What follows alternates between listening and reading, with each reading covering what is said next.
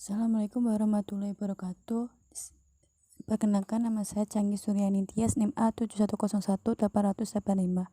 Di sini saya akan menjelaskan mengenai jenis-jenis serangan dari keamanan komputer yang merupakan jawaban dari nomor 1 dari poin B.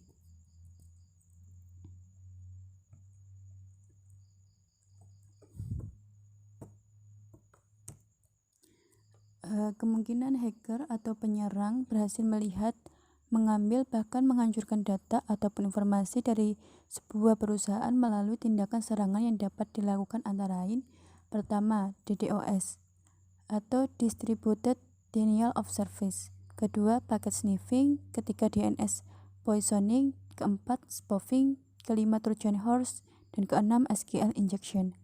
Yang pertama, mengenai DDoS. DDoS ini merupakan jenis serangan terhadap server pada suatu jaringan dengan metode menghabiskan resource yang dimiliki server sampai server tersebut tidak dapat menjalankan fungsinya untuk memberikan akses layanannya. Dalam hal ini dapat menyebabkan performa server atau komputer menjadi sangat lambat. Contoh kasus dari serangan DDoS.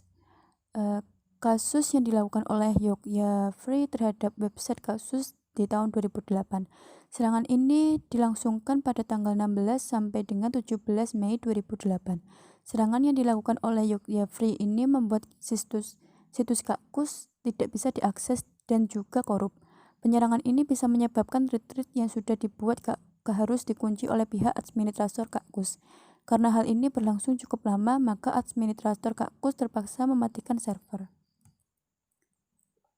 Selanjutnya mengenai kerugian akibat serangan dari DDoS. Situs yang terkena serangan DDoS attack akan mengalami peningkatan jumlah komentar spam secara signifikan. Kedua, server yang terkena serangan DDoS attack akan lambat diakses. Untuk mengakses server tersebut dibutuhkan waktu sampai beberapa menit, tetapi pada akhirnya juga tidak dapat diakses. Puncak dari serangan ini adalah website akan mengalami downtime. Serangan DDoS attack mengakibatkan terjadinya pemutusan rute network pada IP website atau server. Kemudian langkah menghindari serangan DDoS. Pertama, bangun redundansi ke dalam infrastruktur agar menyulitkan penyerangan untuk berhasil menyerang lebih dari sebagian server. Yang kemudian, konfigurasi perangkat keras jaringan terhadap serangan DDoS. Misalnya mengkonfigurasi firewall atau router Anda untuk mematikan paket ICMP yang masuk atau memblokir respons DNS dari luar jaringan. Ketiga, menggunakan perangkat keras dan perangkat lunak anti DDoS untuk memantau beberapa banyak koneksi tidak lengkap yang ada dan membilasnya ketika jumlah mencapai nilai ambang batas yang dapat dikonfigurasi. Misalnya menggunakan software Apache. Keempat, menggunakan alat perlindungan DDoS. Ini digunakan sejumlah teknik, termasuk melakukan baseline perilaku lalu lintas dan kemudian memblokir lalu lintas abnormal dan memblokir lalu lintas berdasarkan tanda serangan yang dikenal. Kelima, lindungi DNS server.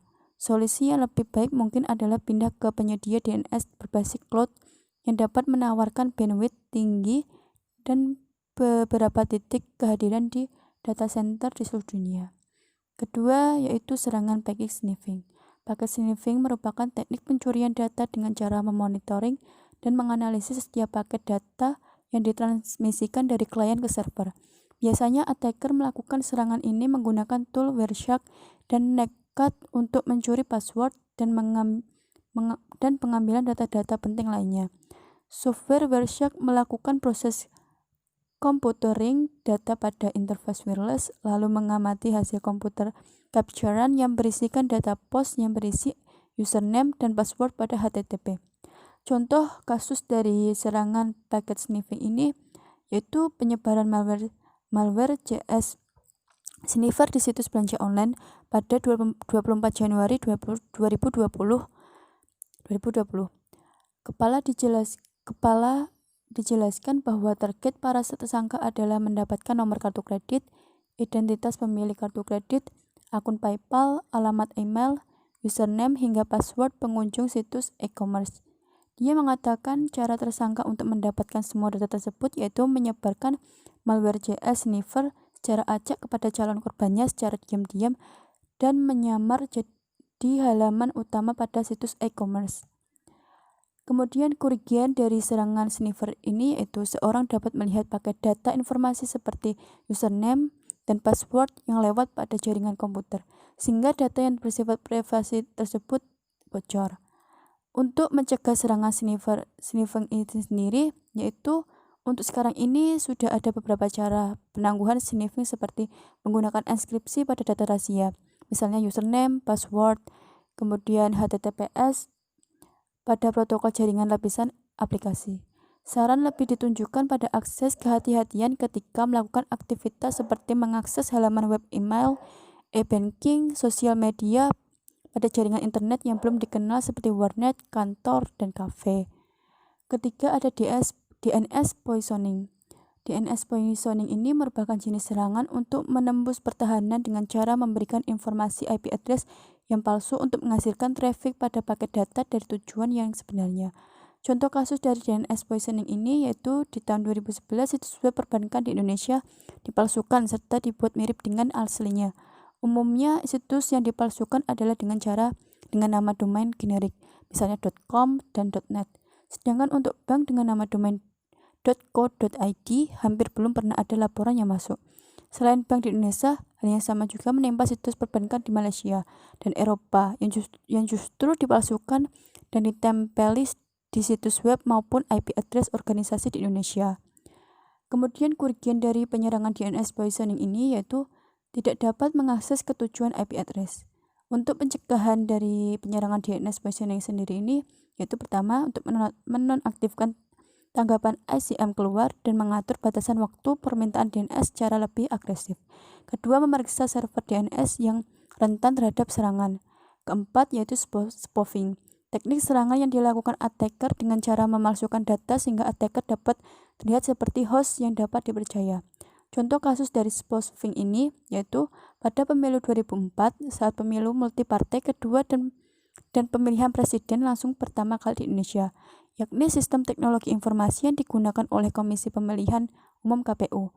Pada 17 April 2004, tersangka mencoba lagi untuk menyerang server KPU dan berhasil menembus IP tnp.kpu.go.id dengan IP address 203.130 dan selanjutnya. Mereka berhasil update tabel nama partai. Melalui teknik spoofing penyesatan yaitu tersangka melakukan hacking dari IP, kemudian membuka IP proxy anonymous Thailand, lalu masuk ke IP dan berhasil merubah tampilan nama partai. Kemudian kerugian dari penyerangan yaitu pertama, akibat penyerangan akan memasukkan IP mereka untuk menjauhkan kecurigaan darinya. Kemudian informasi yang sensitif dan privasi dari seorang atau sebuah organisasi bocor. Kemudian cara pencegahan dari penyerangan spoofing ini pertama, melakukan pengecekan MAC address dengan menggunakan tool Colasoft MAC Scanner. Kedua, memasang filter di router dengan memanfaatkan ingress dan egress filtering pada router merupakan langkah pertama dalam mempertahankan diri dari spoofing. Enkripsi dan autentifikasi kita juga dapat mengatasi IP spoofing dengan mengimplementasikan autentikasi dan enkripsi data. Kelima, yaitu selanjutnya mengenai serangan Trojan Horse. Trojan Horse ini merupakan salah satu jenis malicious software atau malware yang dapat merusak sebuah sistem. Trojan ini dapat digunakan untuk memperoleh informasi dari target seperti password, sistem log, dan lain-lain, dan dapat memperoleh hak akses dari target. Trojan merupakan software yang berbeda dengan virus atau worm karena Trojan ini bersifat stealth dalam beroperasi dan seolah-olah seperti program biasa yang tidak mencurigakan, dan Trojan juga bisa dikendalikan dari komputer lain. Contoh kasus dari penyerangan Trojan Horse ini terjadi pada 9 November 2006, yaitu sebanyak 318.000 perangkat Android terjangkit virus Trojan. Penyerang mencuri informasi dari kartu bank dan data pribadi, seperti kontak, riwayat panggilan, pesan multimedia, serta mengeksploitasi bug di Google Chrome untuk Android. Setelah Google memperbaiki bug tersebut, barulah ahli Kaspersky bisa mengungkapkan perincian lengkap tentang serangan itu. Kasus pertama dari serangan SVP yang menggunakan bukti Chrome terjadi pada pertengahan Juli pada laman berita daring Rusia. Selama serangan tersebut, virus Trojan ini diam-diam mengunduh dirinya sendiri ke perangkat Android milik pengunjung laman. Kemudian kerugian dari serangan Trojan. Pertama, melambatnya komputer atau turunnya kecepatan koneksi internet. Kedua, sistem terinfeksi. Ketiga, file dapat terhapus atau dicurinya data. Untuk cara pencegahan dari serangan Trojan Horse yaitu pertama, hindari unduhan dari pihak ketiga. Kedua, tetap gunakan sumber terpercaya. Tiga, gunakan firewall. Keempat, install antivirus berkualitas tinggi. Kemudian keenam yaitu serangan SQL injection. SQL injection ini merupakan sebuah teknik serangan yang memanfaatkan celah keamanan di mana website mengizinkan user untuk menginput data tetapi tanpa adanya filter terhadap malicious karakter sehingga attacker bisa mendapat akses ke dalam basis data sebuah aplikasi. Inputan tersebut biasanya memasukkan ke dalam bagian-bagian tertentu pada website yang berhubungan dengan database dari situs tersebut. Contoh kasus dari penyerangan SQL injection ini terjadi pada tanggal 14 Maret 2018. Sejumlah hacker Surabaya menggunakan teknik SQL injection untuk meretas ratusan situs web di 44 negara. Dijelaskan ahli forensik digital, Ruby Alamsyah, SQL injection adalah teknik untuk melakukan peretasan dengan memanfaatkan celah dari sebuah aplikasi web yang menggunakan database. Teknik peretas ini bisa menggunakan tool yang bisa ditemui di internet secara gratis atau open source. Kemudian kerugian dari penyerangan SQL injection. Pertama, mereka atau hacker dapat mengakses data pelanggan, data pribadi, rahasia perusahaan, kekayaan intelektual, dan masih banyak lagi. Kedua, kredensial dapat digunakan oleh pengguna lain dari dalam database. Ketiga, dapat mengubah, menghapus, dan menambah data baru di dalam database. Untuk cara pencegahan serangan SQL injection ini yaitu dengan cara sistem harus selalu diupdate. Mungkin segitu yang dapat saya jelaskan. Jika ada salah kata, mohon maaf. Sekian.